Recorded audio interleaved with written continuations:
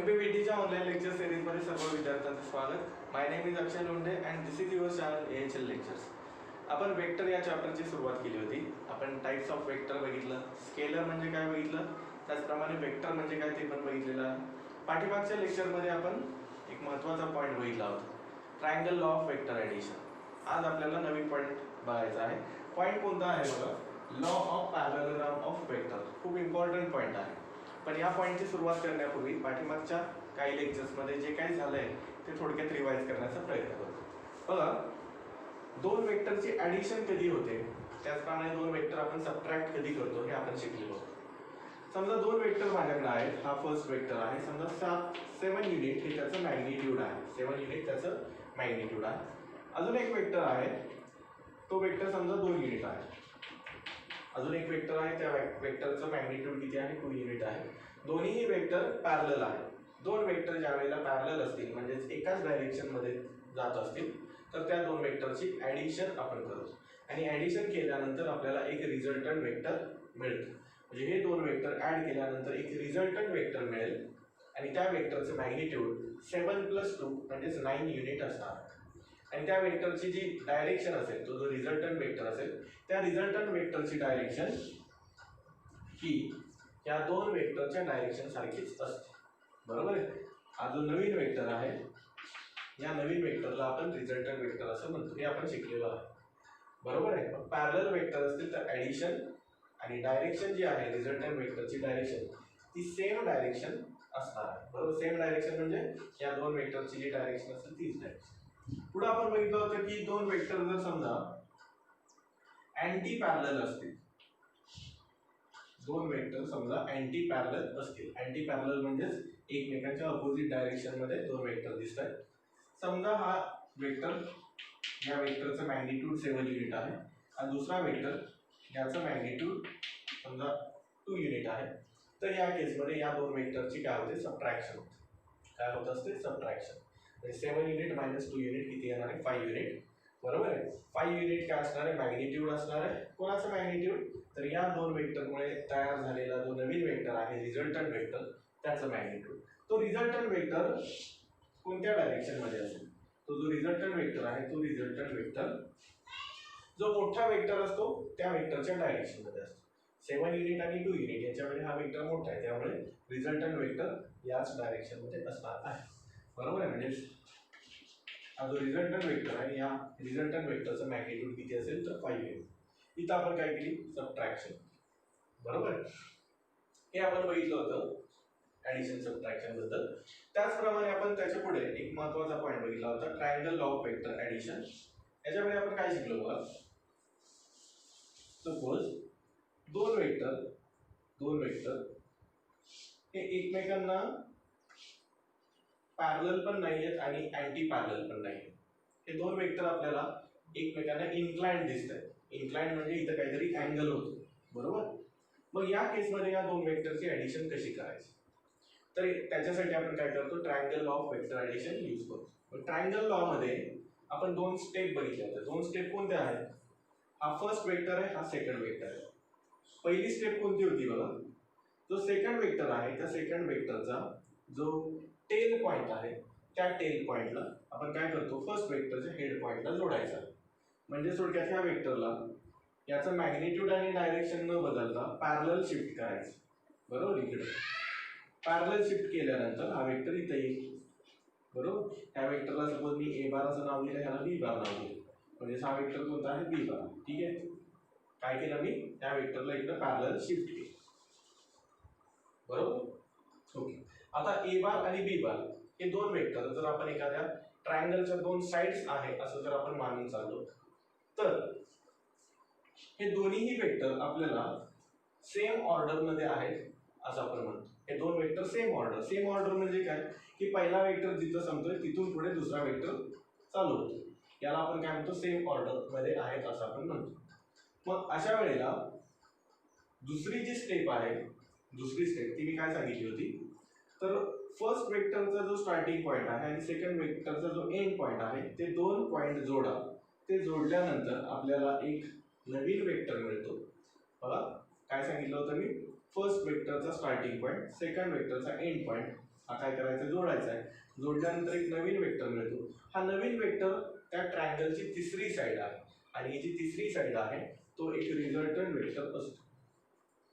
तो काय असतो? एक रिझल्टंट वेक्टर असतो.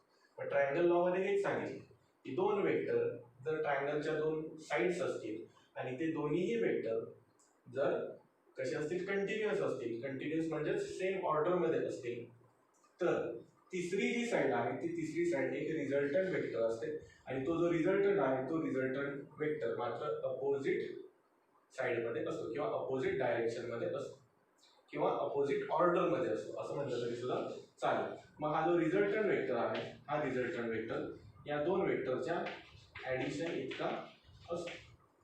यालाच आपण काय म्हणतो? Triangle law of vector addition असं म्हणतो. म्हणजे दोन वेक्टर इन्क्लाइंड असतील तर तिथं तुम्ही ट्रायंगल लॉ यूज करू शकता. बरोबर. त्याचप्रमाणे आता आपल्याला बघायचं आहे, बघा दोन वेक्टर जर इन्क्लाइंड असतील, दोन वेक्टर जर इन्क्लाइंड असतील तर तिथे ट्रायंगल लॉ तर यूज करू शकतो. पण अजून एक लॉ आहे, लॉ ऑफ पॅरललोग्राम ऑफ वेक्टर. याचा यूज करून सुद्धा आपण या दोन वेक्टरची काय करू शकतो? ऍडिशन करू शकतो. तेच आपल्याला या लॉ मध्ये शिकायचं आहे. ठीक आहे. तर पहिल्यांदा आपण याचं स्टेटमेंट इथं लिहिलंय ते स्टेटमेंट व्यवस्थित समजून घेऊयात, नंतर आपण एक्सप्रेशन करू. काय लिहिलंय बघा या स्टेटमेंट मध्ये, if two vectors of the same type, दोन वेक्टर आहेत, हे दोन वेक्टर सेम टाइपचे आहेत. सेम टाइप म्हणजे एकाच फिजिकल क्वांटिटीचे आहेत. सेम टाइप म्हणजे मी ऑलरेडी आधी सांगितलंय, दोन वेक्टर आहेत ते दोन वेक्टर सेम टाइपचे आहेत.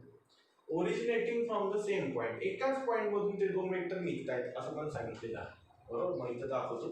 समजा हा एक वेक्टर आहे, ठीक आहे, हा एक वेक्टर इकडे चाललाय आणि अजून एक वेक्टर आहे, ठीक आहे, हा दुसरा वेक्टर.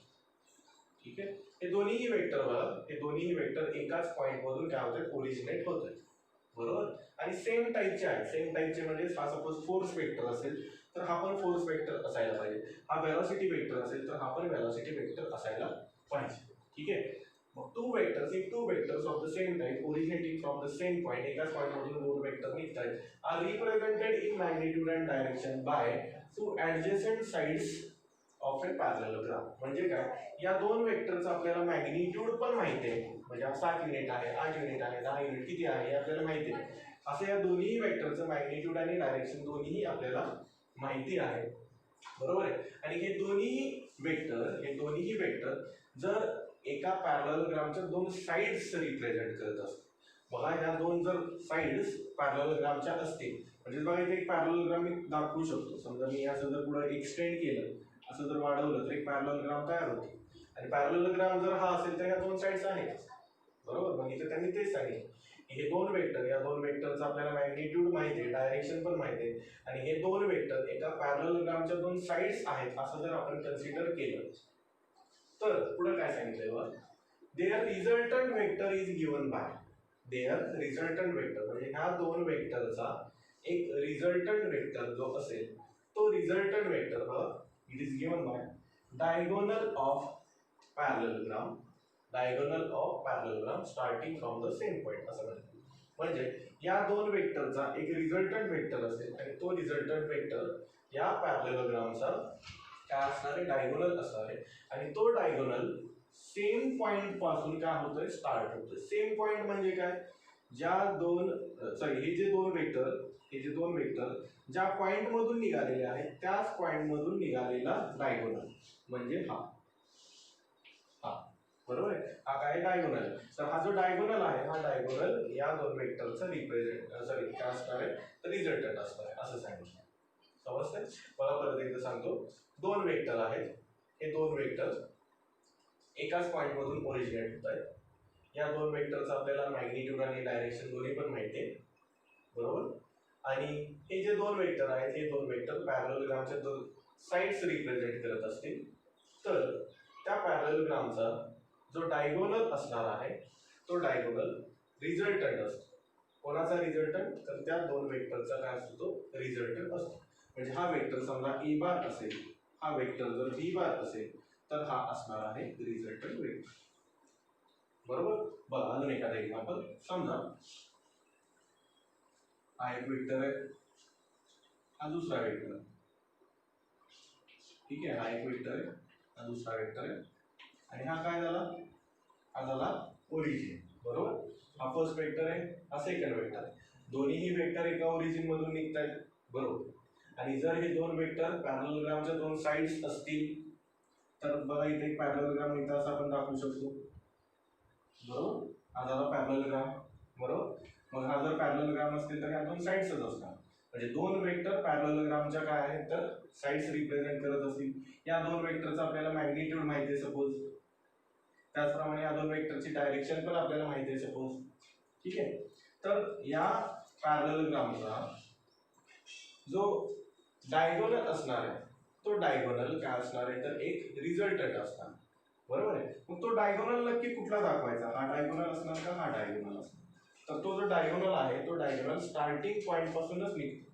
स्टार्टिंग पॉईंट किंवा सेम पॉईंट. सेम पॉईंट म्हणजे नक्की काय तर ज्या पॉईंट पासून दोन वेक्टर ओरिजिनेट झाले तिथून निघालेलं डायगोनल म्हणजे हा. बरोबर, मग हा जो डायगोनल इथं दाखवलाय मी, हा डायगोनल काय असणार आहे तर रिझल्टंट असणार आहे. तो कोणाचा रिझल्टंट असणार आहे तर या दोन वेक्टरचा रिझल्टंट असणार. मग समजा हा पी बार आहे, हा क्यू बार असेल, तर या दोन वेक्टरचा हा काय असणार आहे रिझल्टंट वेक्टर असणार. ठीक आहे, मग हे झालं स्टेटमेंट, आणि ह्या डायग्राम वरून मी तुम्हाला तो सांगण्याचा प्रयत्न केला. तर ह्या लॉ मध्ये आपल्याला काय शिकायचं आहे, हा जो रिझल्टंट वेक्टर आहे, बरोबर, या पी बार क्यू बार या दोन वेक्टरचा हा जो रिझल्टंट वेक्टर आहे, या रिझल्टंट वेक्टरचं मॅग्निट्यूड कसं फाइंड आउट करायचं.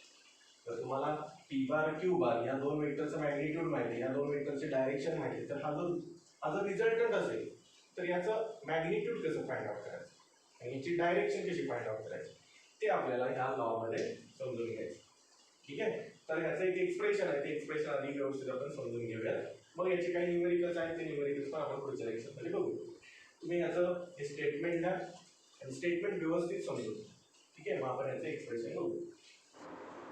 बघा आता लॉ ऑफ पॅरललोग्राम ऑफ वेक्टर याचं आपण एक्सप्रेशन बघूया. बघा मी मगाशी काय सांगितलं की लॉ ऑफ पॅरललोग्राम जो आहे ज्याचा यूज करून आपण काय करतो तर दोन वेक्टरची ॲडिशन करू शकतो. दोन वेक्टरची ॲडिशन करण्यासाठी ट्रायंगल लॉ पण यूज केला जातो, किंवा दुसरी गोष्ट आपण लॉ ऑफ पॅरललोग्राम सुद्धा काय करू शकतो यूज करू शकतो. ठीक आहे, तर सुरुवातीला आपण काय करूया दोन साइड दाखवूया. दोन साइड पॅरललोग्रामच्या दोन साइड दाखवूया. ठीक आहे, समजा ही एक साइड आहे, ही एक समजा साइड आहे, या साइडला मी म्हणतो ओ ए, ही एक पॅरललोग्रामची साइड आहे. ओके, आणि ही एक दुसरी साइड आहे, याला मी म्हणतो ओ बी. बरोबर, पॅरललोग्रामच्या ह्या दोन साइड आहेत. ठीक आहे, याला मी वेक्टर असंही म्हणेन, याला मी ओ ए वेक्टर म्हणतो, आणि या साइडला मी ओ बी वेक्टर असंही म्हणू शकतो. ठीक आहे, ही साइड जी आहे साइड ओ ए याला मी पी बार असं नाव देतो. म्हणजेच वेक्टर ओ ए बार म्हणा किंवा वेक्टर पी बार म्हणलं तरी सुद्धा चालेल. त्याचप्रमाणे याला मी साइड ओ बी म्हणतोय, किंवा वेक्टर ओ बी असंही म्हणू शकतो, किंवा मी याला वेक्टर क्यू बार असंही म्हणू शकतो. ठीक आहे, समजतंय. O A bar is equal to P bar. O A bar म्हणजेच पी बार आहे, आणि ओ बी बार म्हणजेच काय आहे तर क्यू बार आहे. ठीक आहे, हे दोन्हीही वेक्टर म्हणजेच कोणते तर पी बार आणि क्यू बार हे दोन्हीही वेक्टर थीटा या अँगल मध्ये काय आहेत इन्क्लाइंड आहे. काय आहे थीटा या अँगल मध्ये इन्क्लाइंड आहे. ओके, आता इथे एक पॅरललोग्राम आपण काय करूया कंप्लीट करूया. काय करूया पॅरललोग्राम कंप्लीट करूया. कसा करणार पॅरललोग्राम कंप्लीट, बी या पॉइंट मधून मी काय करतो एक पॅरलल लाईन काढतो. या लाईनला एक पॅरलल लाईन थोडंसं एक्सटेंड केलं, आणि ए या पॉइंट मधून मी एक पॅरलल लाईन काढतो. कोणाला पॅरलल तर ओबी ला पॅरलल. ठीक आहे, यस. ठीक आहे, तर इथे काय तयार झालं पॅरललोग्राम तयार झाला. याला नाव देतो मी सी पॉइंट. ठीक आहे, दिसतोय पॅरललोग्राम. ओके, ठीक आहे, पॅरललोग्राम तयार झाला. बरोबर, आता पॅरललोग्राम लॉच्या स्टेटमेंट मध्ये मगाशीच मी तुम्हाला काय सांगितलं होतं, जर पॅरललोग्रामच्या दोन साइड्स जर वेक्टर रिप्रेझेंट करत असतील तर त्या पॅरललोग्रामचा जो डायगोनल आहे तो डायगोनल या दोन वेक्टरचा रिझल्टंट वेक्टर असतो असं सांगितलं. बरोबर आहे का? बघा परत एकदा सांगतो, जर एक पॅरलल ग्राम असेल, त्या पॅरलल ग्रामच्या दोन साइड जर वेक्टर रिप्रेझेंट करत असतील, तर त्या पॅरलल ग्रामचा जो डायगोनल आहे तो डायगोनल एक रिझल्टंट वेक्टर असतो आणि तो रिझल्टंट वेक्टर कोणाचा असतो तर या दोन वेक्टरचा असतो आणि तो रिझल्टंट वेक्टर सेम ओरिजिन मधून बाहेर पडतो. बरोबर, म्हणजे ओ मधून वेक्टर निघालाय, ओ मधून हा दुसरा वेक्टर निघालाय, तर रिझल्टंट सुद्धा याच पॉइंट मधून निघतो. हा जो डायगोनल आहे हा डायगोनल एक रिझल्टंट असतो. हा काय असणार रिझल्टंट असणार. मग ह्या लॉ ऑफ पॅरललग्राम मध्ये आपल्याला नक्की काय शिकायचंय, याच्यामध्ये आपल्याला शिकायचंय की हा जो रिझल्टंट आहे या रिझल्टंटचं मॅग्निट्यूड कसं फाइंड आउट करायचं, त्याचा फॉर्म्युला नक्की कसा येतो ते आपल्याला ह्याच्यामध्ये शिकायचं. ठीक आहे, इथं शॉर्टकट मध्ये आता थोडक्यात लिहिणार आहे. मला काय काय लिहितो, ओ ए बार म्हणजेच काय आहे बघा, मला सांगा. हियर ओ ए बार हा वेक्टर म्हणजेच बी बार आहे, बरोबर आहे. त्याचप्रमाणे ओ बी बार म्हणजेच क्यू बार आहे, बरोबर.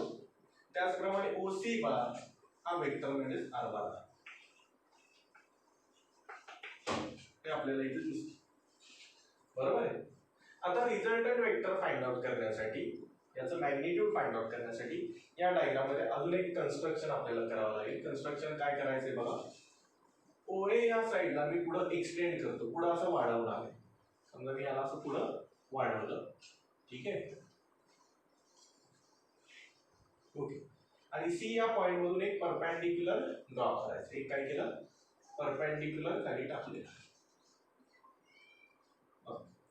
आणि हा जो पॉइंट आपल्याला मिळाला या पॉइंटला मी डी असं नाव देतो, बरोबर. तर इथे एक परपेंडिक्युलर तयार झाला, हा असणार आहे 90 डिग्रीचा अँगल.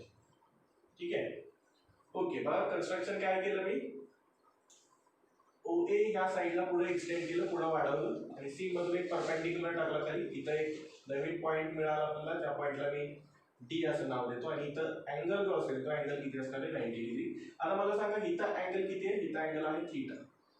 पी बार आणि क्यू बार या दोन वेक्टर मधला अँगल आहे थीटा. मग हा अँगल किती असणार मला सांगा. ओबी बार आणि एसी बार हे दोन्ही वेक्टर कसे आहेत, एकमेकांना पॅरलल आहेत, कारण की ऑपोजिट साइड्स आहेत. पॅरललग्रामच्या ऑपोजिट साइड्स कसे असतात तर पॅरलल असतात, बरोबर. ओबी बार आणि एसी बार किंवा ओबी आणि एसी या दोन्ही साइड जर पॅरलल असतील तर इथं जो तयार झालेला अँगल कसा असतो तर सेम असतो, त्याला आपण करस्पॉन्डिंग अँगल असं म्हणतो, बरोबर. ही एक लाईन, ही एक लाईन पॅरलल आहे. इथं अँगल थीटा आहे, म्हणजे इथं पण किती असतो तर थीटाच असतो, त्यामुळे हा अँगल किती असणार आहे तर थीटा असणार, सेम आहे. ठीक आहे, आता बघा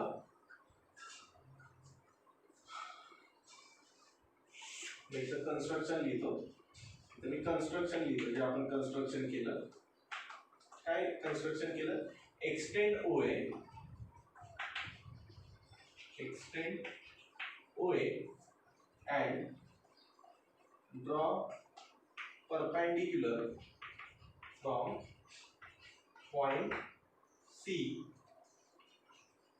to get a point D.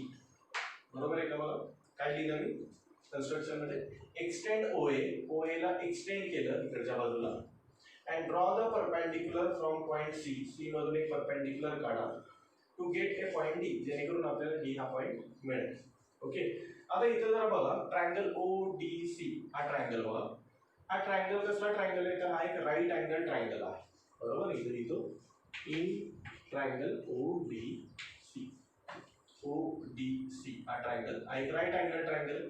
Right angle triangle असेल तर ओसी काय असणार आहे, ओसी हायपोटेनस असेल. मग इथं एक पायथागोरस आपण काय करू शकतो यूज करू शकतो. मग मी इथं लिहितो बाय पायथागोरस. पायथागोरस वरून आपण काय लिहू शकतो, OC square is equal to OD square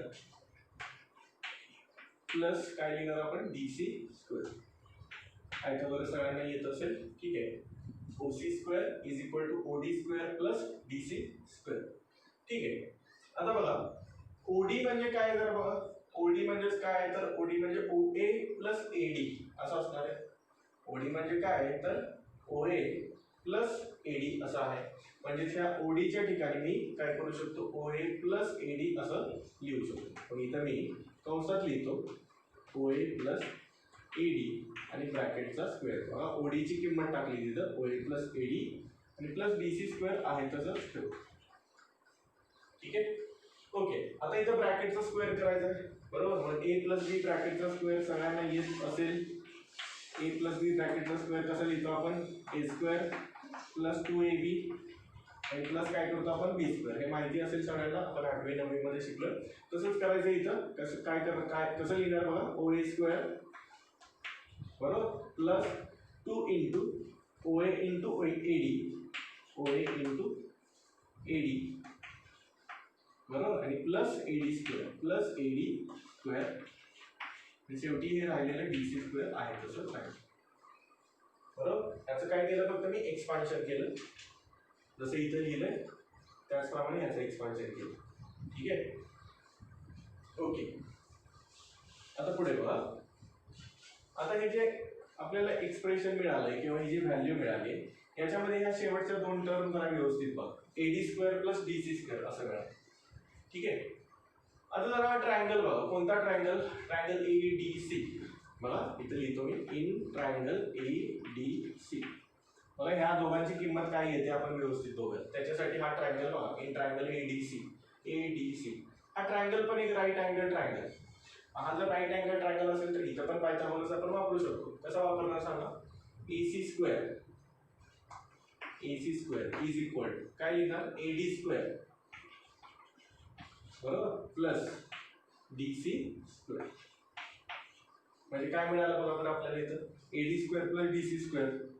A D square plus D C square म्हणजेच काय आहे तर ए सी स्क्वेअर आहे. म्हणजे याच्या ठिकाणी मी काय करू शकतो, ए सी स्क्वेअर ही व्हॅल्यू सबस्टिट्यूट करू शकतो बरोबर आहे. मग मी इथं त्याला इक्वेशन ह्याला 1 म्हणतो आणि इथं लिहितो पुट अबोव व्हॅल्यू, म्हणजे ही व्हॅल्यू बरोबर. A D square plus D C square म्हणजे काय आहे तर ए सी स्क्वेअर, ही व्हॅल्यू मी इथं टाकतो. Put above value in equation 1. मग काय मिळेल बघा आपल्याला, O C square is equal to O A square बरोबर. O C square is equal to O A square plus 2 into O A A D बरोबर. आणि याच्या ठिकाणी बरोबर इथं 2 करतो असा, याच्या ठिकाणी काय येणार आहे, ए सी स्क्वेअर प्लस ए सी स्क्वेअर असं आपल्याला मिळेल बरोबर. हे खूप महत्त्वाचं इक्वेशन मिळालं आहे आपल्याला, हे खूप महत्त्वाचं इक्वेशन मिळालं. जरा इक्वेशन व्यवस्थित बघा. इथं आहे ओसी स्क्वेअर. ओसी म्हणजेच काय आहे तर ओसी म्हणजे रिझल्टंट आहे. ओसी म्हणजे रिझल्टंट आहे. म्हणजे जर या इक्वेशन 2 मध्ये जर मी ओसी, ओ ए, एडी आणि एसी या सर्वांच्या जर मी इथं व्हॅल्यू जर मी सबस्टिट्यूट केल्या तर मला ऑब्व्हियसली शेवटी काय मिळणार आहे तर रिझल्टंट वेक्टरची व्हॅल्यू मिळणार किंवा मॅग्निट्यूड मिळणार. समजते का बघा. ओसी म्हणजेच काय, ओसी म्हणजे रिझल्टंट आहे बरोबर. म्हणजे मी ह्याच्या ठिकाणी आर स्क्वेअर असं लिहू शकतो बरोबर. आणि R square is equal to मिळतंय मला, म्हणजेच याचा अर्थ काय, मला रिझल्टंटचा फॉर्म्युलाच मिळला आहे. ठीक आहे, पण त्याच्यासाठी हे इक्वेशन खूप महत्त्वाचं. मग या इक्वेशन 2 मध्ये ज्या ज्या इथं व्हॅल्यूज मिळालेल्या आहेत त्या प्रत्येकाची काय करूयात आपण तिथं व्हॅल्यू सबस्टिट्यूट करण्याचा प्रयत्न करूया. काय काय मिळालंय जरा बघूया. ओसी म्हणजे काय ती लिहूयात आपण पहिल्यांदा. बघा here OC is equal, OC म्हणजेच काय बघा, ओसी म्हणजेच आर बार आहे. ठीक आहे, त्याचप्रमाणे बघा बरं ओ ए म्हणजे काय बघा, ओ ए, ओ ए, ओ ए म्हणजेच काय आहे तर पी बार. ओ ए म्हणजेच काय आहे तर पी बार आहे. ठीक आहे, त्याचप्रमाणे एडी, एडी, एडी. आता एडी आपण नंतर काढूयात, पहिल्यांदा एसी माहिती करूयात. एसी काय आहे बघा बरं, एसी, एसी. आता एसी किती असणार आहे जरा व्यवस्थित बघा. एसी पॅरलल आहे ओबीला आणि ओबी जर क्यू बार असेल तर एसी सुद्धा किती असणार आहे, क्यू बारच असणार आहे बरोबर. कारण की एसी काय आहे तर पॅरललग्रामची साईडच आहे आणि जी ओबीला पॅरलल आहे. आणि आपल्याला माहिती आहे की पॅरललग्राम मध्ये अपोजिट साइड्स कशा असतात, इक्वल असतात. मग जर ओबी क्यू बार असेल तर एसी सुद्धा किती असणार आहे, क्यू बारच असणार. म्हणजे आपल्याला एसी इज इक्वल टू असं लिहू शकतो, AC is equal to OB is equal to काय लिहू शकतो मी इथं, क्यू बार असं लिहू शकतो. ठीक आहे, आता राहिलं काय बघा ह्याच्यामध्ये आपल्याला राहिलं फक्त एडी. आता ही व्हॅल्यू काढायची, बरोबर. एडी किती असेल हे आपल्याला फाइंड आउट करायचं. आता एडी जरा बघा, एडी म्हणजेच या ट्रायंगलचा पार्ट आहे, एडीसी हा ट्रायंगल, बरोबर. मग इथं लिहितो मी इन ट्रायंगल एडीसी, बरोबर. आपल्याला एडी ची व्हॅल्यू काय करायची, फाइंड आउट करायची. मग एडी काय दिसतं आपल्याला, ट्रायंगलची साईड दिसते. कोणता ट्रायंगल, तर एडीसी या ट्रायंगलची एक साईड दिसते. इथं अँगल किती दिसतोय, थीटा, बरोबर. मग आता cos theta is equal to जर केलं तर काय मिळेल जरा बघा, कॉस थीटा मलाही माहिती असेल. कॉस थीटा काय असतो, कसला रेशो आहे, ट्रिग्नोमेट्रिक रेशो कसा लिहितो आपण, cos theta is equal to, सांगा बरं काय लिहिणार इथं, ऍडजेसंट साइड डिवाइड बाय काय करतो आपण, हायपोटेनस करतो, बरोबर. Cos theta is equal to adjacent side म्हणजेच काय, लगतची बाजू, बरोबर. लगतची बाजू आणि डिवाइड बाय काय असतं तर हायपोटेनस, बरोबर. म्हणजेच एडी डिवाइड बाय काय ना, AC, AD divide by AC असा मी रेशो लिहू शकतो, बरोबर. Cos theta is equal to AD upon AC. मग एडी इज इक्वल टू काय मिळेल बघा, एडी इज इक्वल टू हा एसी इकडे डिवाइड आहे, इकडे आल्यावर मल्टिप्लाय होईल, एसी इंटू कॉस थीटा असं येईल. आणि एसी तर आपल्याला ऑलरेडी माहिती आहे, एसी काय आहे, AC is equal to Q bar आहे, बरोबर. इथं पण लिहिलंय बघा, तर नाही लिहिलं होते, इथं लिहिलं होतं आपण एसी म्हणजेच काय बघा, इथं लिहिलं असेल एसी इज इक्वल टू काय आहे तर क्यू बार आहे, बरोबर. मग इथं लिहितो मी Q bar into cos theta, बरोबर. म्हणजे आपल्याला एडी पण मिळालं, ठीक आहे. म्हणजे इक्वेशन 2 मध्ये जे जे लागणार आहे ते आपल्याला सगळं मिळालं. आता या सगळ्या व्हॅल्यू आपण काय करूया, त्या इक्वेशन मध्ये टाकूया, म्हणजे आपल्याला रिझल्टंट वेक्टर फाइंड आउट करण्याचा फॉर्म्युला मिळणार, ठीक आहे. मग इथे लिहितो मी आता from equation 2,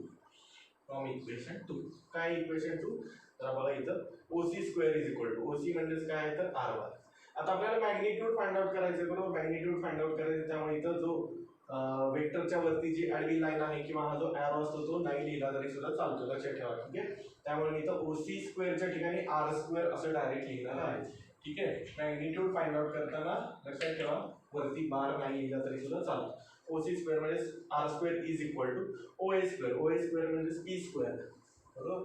P square plus पुढे काय आहे बघा 2 इंटू ओ ए किती आहे बघा बरं, ओ ए परत किती आहे पी, ठीक आहे. एडी किती आहे बघा बरं, एडी किती आहे, what is the value of AD, AD is equal to Q cos theta, आणि पुढे काय दिसतंय बघा बरं इथं प्लस एसी स्क्वेअर. मग एसी किती आहे, तर बघा एसी इज इक्वल टू काय आहे तर क्यू बार आहे, म्हणजे प्लस क्यू स्क्वेअर. म्हणजे काय इक्वेशन तयार झालं, R square is equal to P square plus 2pq cos theta plus Q square, ठीक आहे. त्याला थोडंसं मी असं लिहितो आता, R square is equal to P square plus Q square इथं लिहितो plus 2pq cos theta, okay. बरं, आपल्याला आर ची व्हॅल्यू फाइंड आउट करायची. आर म्हणजेच काय तर रिझल्ट. इथं हा स्क्वेअर नको असेल तर स्क्वेअर रूट काढावा लागतो. सो इथं लिहूया टेकिंग स्क्वेअर रूट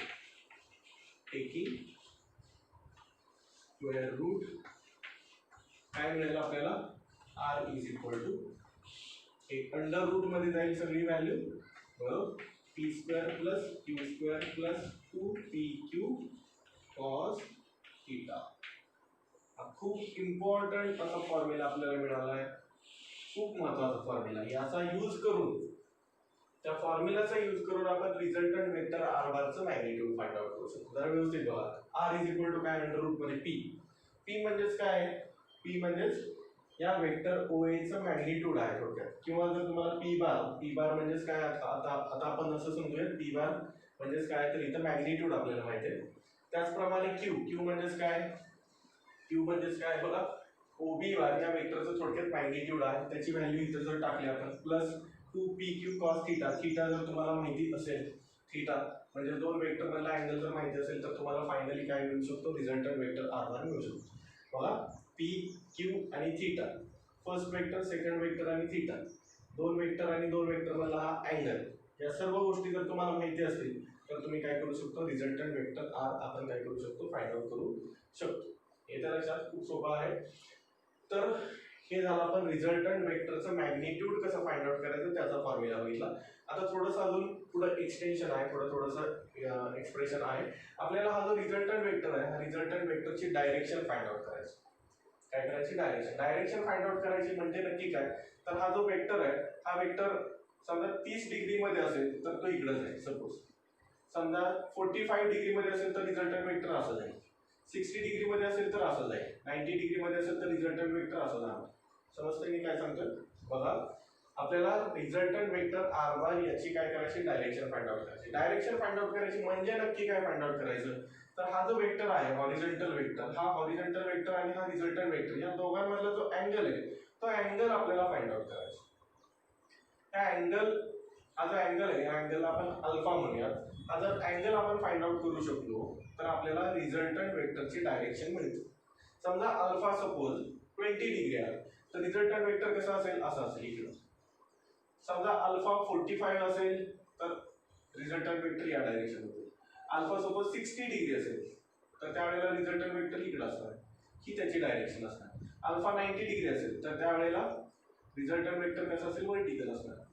बरोबर आहे. हे डायरेक्शन फाइंड आउट करायची म्हणजे काय करायचं, तर हा जो अँगल आहे हा अल्फा अँगल काय करायचं? फाइंड आउट करायचं. तर त्याचा जो फॉर्म्युला आहे तो फॉर्म्युला आपल्याला काय करायचं इथं मिळवायचा आहे. ठीक आहे. तर तोपर्यंत तुम्ही पहिल्यांदा ही डायग्राम काढून तिथपर्यंत लिहा. त्याच्यानंतर शेवटचा पार्ट मी एक्सप्लेन करतो. ठीक आहे. तर हे या साईडचं मी इकडचं पुसतोय. ठीक आहे. बरं, आता बघा,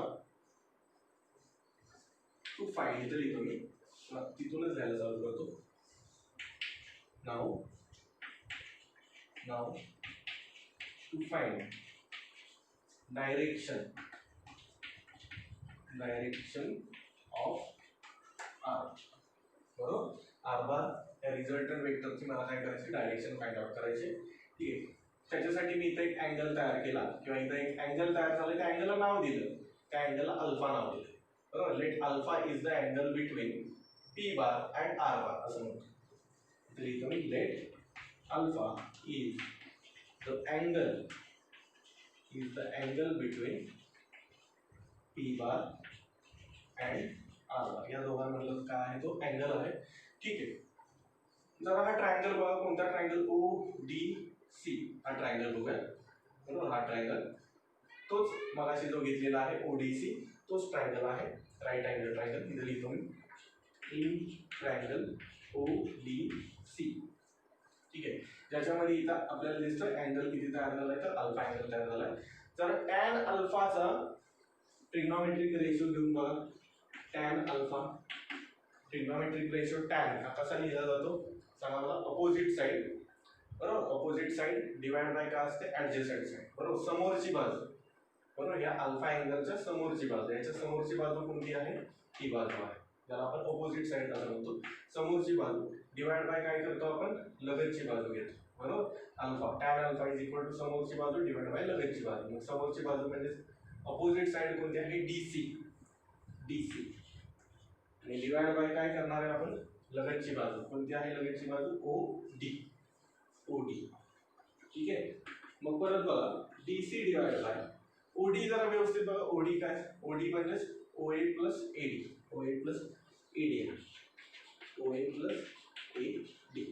ठीक आहे. इकडे लिहितो आता मी, tan alpha is equal to, इथं लिहितो परत एकदा, डीसी डिवाइड बाय काय आलंय? ओए प्लस एडी. ठीक आहे. आता या फॉर्म्युल्यामध्ये डीसी, ओए आणि एडी या तिघांच्या व्हॅल्यू आपण काय करूया? सबस्टिट्यूट करू. जरा बघूया आपल्याला काय काय. ओए बघा बरं किती आहे? ओए म्हणजे आहे पी बार, म्हणजे याची व्हॅल्यू आपल्याला माहिती. चला, ठीक आहे. एडीची व्हॅल्यू बघा बरं. एडीची व्हॅल्यू आपण मगाशीच फाइंड आउट केली होती. एडीची व्हॅल्यू इथं मिळाली आहे बघा आपल्याला. बरोबर, एडीची व्हॅल्यू आपल्याला माहिती आहे, क्यू कॉस थीटा. या दोघांची व्हॅल्यू तर आपल्याला माहिती आहे. इथं लिहितो सुद्धा बघा, इथं लिहितो मी हिअर ओए. बरोबर, त्याला वेक्टर ओए म्हणलं तरी सुद्धा चालेल. ओए किती आहे? ओए म्हणजे पी बार आहे. त्याचप्रमाणे एडी आपण ऑलरेडी फाइंड आउट केलाय. एडी किती आलाय बघा? क्यू बार कॉस थीटा हे आपल्याला माहिती आहे. ठीक आहे. या दोन व्हॅल्यू माहिती. डीसी बघा, डीसी आपल्याला माहिती नाही. मग डीसी आपल्याला काय करावं लागेल? इथं फाइंड आउट करावं लागेल. ठीक आहे. आता डीसी बघा, डीसी ADC या ट्रायंगलची साईड आहे. DC म्हणजे काय, तर DC ADC या ट्रायंगलची साईड आहे. म्हणून मी इथं म्हणू शकतो इन ट्रायंगल ADC, बरोबर. याच्यामध्ये पण ही जर साईड काढायची असेल तर आपल्याला काय करावं लागेल, कोणता ट्रिग्नॉमेट्रिक रेशो घ्यावा लागेल. बघा इथं साइन थिटा घेऊया. काय होतंय बघा, साइन थिटा म्हणजे काय, sine theta trigonometric ratio sine कसा लिहिला जातो, अपोजिट साइड, याच्या अपोजिट साइड म्हणजे समोरची साइड DC डिवाइड बाय काय असते, हायपोटेनस. हायपोटेनस काय आहे तर AC असं लिहिलं जातं, बरोबर. म्हणजे sine theta is equal to समोरची बाजू म्हणजे DC डिवाइड बाय काय असतं, हायपोटेनस म्हणजेच काय तर हायपोटेनस आहे AC, बरोबर. ओके, मग काय येते बघा इथं DC काय आपल्याला माहिती नाही, तोच तर आपल्याला काढायचा आहे. आणि AC आपण ह्या बाजूला घेऊया म्हणजे काय येईल बघा बरं, DC is equal to AC sine theta असेल, बरोबर. DC is equal to AC ह्या बाजूला नेल्यानंतर काय होईल, मल्टिप्लाय होईल AC into sine theta. AC किती आहे, AC आपल्याला माहिती आहे, AC पॅरलल टू OB आहे, म्हणून AC किती आहे तर क्यू बार आहे. हे आपण ऑलरेडी बघितलं, म्हणजे हे येणार आहे Q bar into sine theta. ठीक आहे, म्हणजे DC जो आहे DC बार किंवा त्याला नुसतं DC म्हणायचं, DC is equal to Q bar sine theta हे सुद्धा आपल्याला इथं माहिती आहे. मग ही व्हॅल्यू सुद्धा आपण इथं टाकू शकतो. मग आता फायनली आपल्याला टॅन अल्फा मिळून जाईल. बघा tan alpha is equal to DC किती आलेला आहे, DC म्हणजे क्यू साइन थिटा. मॅग्निट्यूड काढायचे म्हणून आता इथं बार लिहित नाहीये, Q sine theta divide by, ठीक आहे, डिवाइड बाय काय आहे OA किती आहे P, तर लिहितो P प्लस AD किती आहे तर AD आहे Q cos theta, Q cos theta असं मिळालं, बरोबर. काय बघा मिळालंय, tan alpha is equal to Q sin theta divide by P plus Q cos theta. ठीक आहे, आपल्याला अल्फा फाइंड आउट करायचं. काय करायचं, अल्फा हा अँगल, त्याच्यासाठी tan ला तिकडं न्यायचं. ठीक आहे, मग tan ला जर तिकडं नेलं तर त्याचा इनव्हर्स होतो. आता इनव्हर्स कसा लिहितात बघा, tan आणि रेज टू -1 असं लिहितात. आता हे कसं येतं ते पण सांगतो मी. tan ला त्या बाजूला नेल्यानंतर तो काय झाला tan इनव्हर्स, आणि हा जो ब्रॅकेट आहे हा ब्रॅकेट आहे तसंच राहील, म्हणजे Q sin theta divide by P plus Q cos theta bracket complete. हा तुमचा आहे फायनल फॉर्म्युला, ज्याचा यूज करून आपण काय फाइंड आउट करणार आहे, अल्फा फाइंड आउट करणार आहे. म्हणजेच काय तर रिझल्टंट वेक्टरची डायरेक्शन. या फॉर्म्युलामध्ये बघा आपल्याला काय काय माहिती असायला पाहिजे, आपल्याला थीटा माहिती असायला पाहिजे. Theta is the angle between P bar and Q बार, बरोबर. त्याचप्रमाणे आपल्याला काय माहिती असायला पाहिजे, P आणि Q माहिती असायला पाहिजे, P आणि Q, बरोबर. P म्हणजेच काय असणार आहे तर OA या वेक्टरचं मॅग्निट्यूड आणि Q म्हणजे काय असणार आहे OB या वेक्टरचं मॅग्निट्यूड. ठीक आहे, मग त्याच्यावरून आपण अल्फा फाइंड आउट करू शकतो. मग हा जो फॉर्म्युला आहे याचा यूज करून आपण रिझल्टंट वेक्टरचं मॅग्निट्यूड फाइंड आउट करतो, आणि या फॉर्म्युलाचा यूज करून त्या रिझल्टंट वेक्टरचे पण डायरेक्शन फाइंड आउट करतो. खूप महत्त्वाचं आहे. आता इथं tan इनव्हर्स कसं आलं ते सांगायचं आहे. खूप सोपं आहे बघा. समजा असा आहे tan theta is equal to suppose 1 असेल. ठीक आहे, इनव्हर्स कसं आहे तुम्हाला, त्या थीटाला एका बाजूला ठेवा, tan तिकडे न्या. tan तिकडे गेल्यानंतर कुठे गेला, डिनॉमिनेटरला, म्हणजे काय आलं theta is equal to 1/tan असं येते, बरोबर आहे. समजतंय, थीटा एका बाजूला ठेवा, tan तिकडे न्या, tan इथं मल्टिप्लाय तिकडे गेल्यानंतर डिवाइड झालं. ह्या tan ला इंडेक्स काय नाही म्हणजे किती असतं तर 1 असतं, बरोबर. इंडेक्स काय नाही म्हणजे किती असतो 1 असतो. आता ह्याला वरती न्या, वरती नेल्यानंतर ह्याचा इंडेक्स काय होतो, घातांकाचा नियम, इंडेक्सचा नियम आपल्याला माहिती आहे काय होतो तो -1 होतो. म्हणजे ते काय येणार तर हे येतं tan इनव्हर्स 1 असे.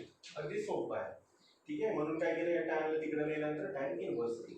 ठीक आहे, तर या दोन फॉर्म्युलाचा यूज करून आपण काय करू शकतो, परत एकदा सांगतो, या दोघांचा यूज करून आपण रिझल्टंट वेक्टरचं मॅग्निट्यूड आणि डायरेक्शन फाइंड आउट करू शकतो. एक्सप्रेशन व्यवस्थित बघा, एकदा सॉल्व्ह करा, आणि महत्त्वाचं म्हणजे हे दोन फॉर्म्युले लक्षात ठेवण्याचा प्रयत्न करा. ठीक आहे, तर आजचं लेक्चर आपण इथेच थांबूयात, ज्याच्यामध्ये आपण लॉ ऑफ पॅरललोग्राम शिकलो. एक्सप्रेशन व्यवस्थित लिहून माझ्या व्हॉट्सअपवरती पाठवा. स्टडी करत राहा. All the very best.